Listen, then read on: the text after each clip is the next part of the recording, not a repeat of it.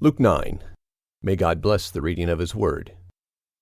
Jesus called the 12 apostles together and gave them power and authority over all demons and to cure diseases. He sent them out to preach God's kingdom and to heal the sick.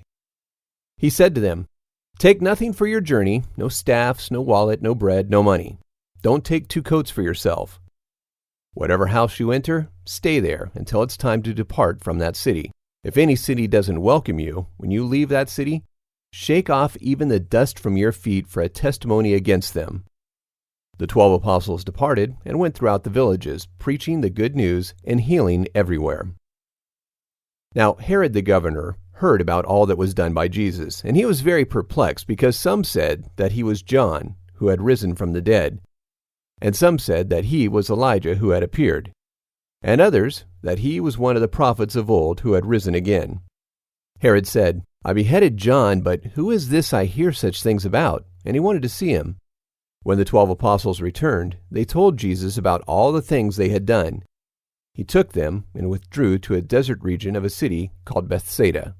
But the large crowds found out about it and followed him. Jesus welcomed them and spoke to them of God's kingdom, and he cured those who needed healing.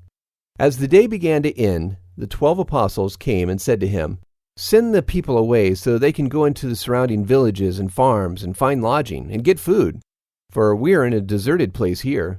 But Jesus said to them, "You give them something to eat." They said, "We have only 5 loaves of bread and 2 fish, unless we should go and buy food for all these people," for there were about 5,000 men. He said to his disciples, "Make them sit down in groups of about 50 each." They did so and made the people sit down.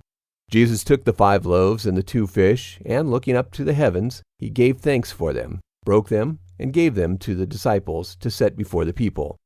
After everyone ate and was full, the 12 apostles gathered up 12 baskets of food that was left over.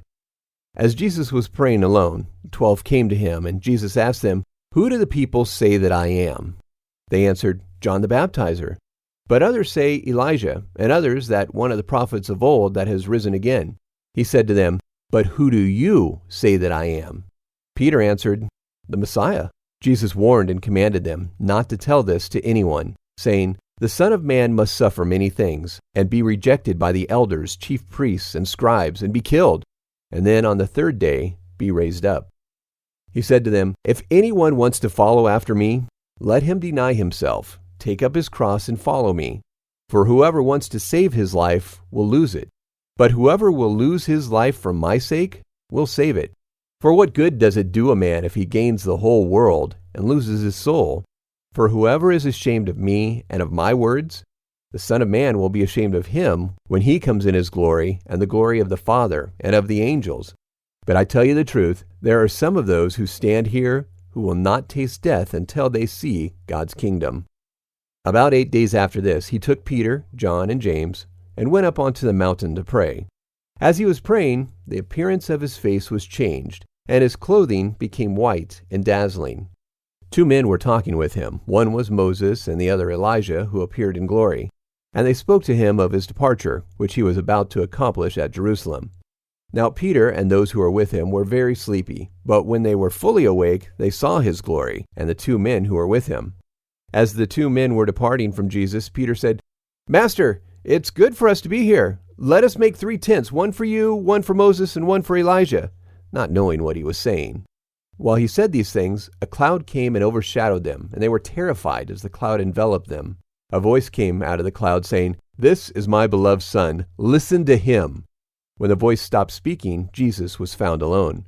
They were silent and told no one at that time any of the things which they had seen. On the next day, when they came down from the mountain, a great number of people met him. A man from the crowd called out, saying, "Teacher, I beg you, look at my son. He is my only child. A spirit takes over him, and he suddenly cries out, and it convulses him, so that he foams, and it hardly leaves him, bruising him severely. I begged your disciples to cast it out, but they couldn't." Jesus answered, "Faithless and perverse generation, how long shall I be with you and bear with you? Bring your son here." While he was still coming, the demon threw the boy down and convulsed him violently. But Jesus rebuked the unclean spirit, healed the boy, and gave him back to his father. They were all astonished at the power of God. But while all were marveling at all the things that Jesus did, he said to his disciples, "Let these words sink into your ears, for the Son of Man will be delivered up into the hands of men." But they didn't understand the saying. Its meaning was hidden from them, that they did not grasp it, and they were afraid to ask him about this saying. An argument arose among the apostles about which of them was the greatest. Jesus, knowing their hearts, took a little child and set him beside his side, and said to them, "Whoever receives a child in my name receives me. Whoever receives me receives him who sent me. For whoever is least among you all, this one will be great." John answered, "Master, we saw someone casting out demons in your name, and we stopped him, because he doesn't follow us." Jesus said to him, "Don't stop him, for he who is not against us is for us." As planned, when the days were near that he would be taken up to heaven, Jesus intently set his path towards Jerusalem, and sent messengers before him. They went and entered into a village of the Samaritans to prepare for him. They didn't receive him, though, because he was traveling with his determination to go to Jerusalem. When his disciples, James and John, saw this, they said, "Lord, do you want us to command fire to come down from the sky and to burn them, just as Elijah did?" But Jesus turned and rebuked them.